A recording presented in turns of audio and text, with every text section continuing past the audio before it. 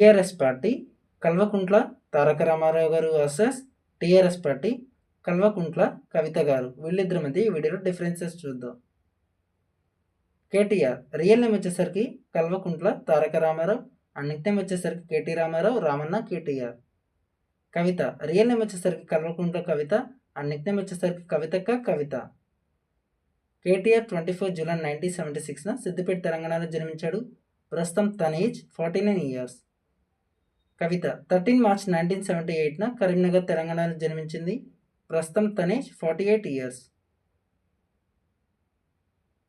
Profession వచ్చేసరికి KTR the politician మరియు education వచ్చేసరికి బీఎస్సీ, ఎంఎస్సీ, ఎంబీఏ.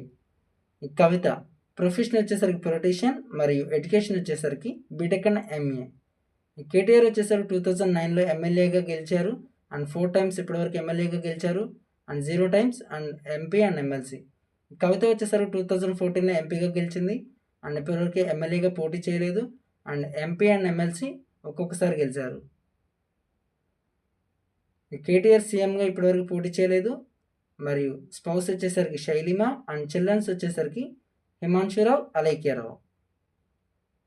కవిత కూడా ఇప్పటివరకు సీఎంగా పోటీ చేయలేదు అండ్ స్పౌస్ వచ్చేసరికి దేవనపల్లి అనిల్ కుమార్ అండ్ చిల్డ్రన్స్ వచ్చేసి అనిల్ ఆదిత్య, ఆర్య.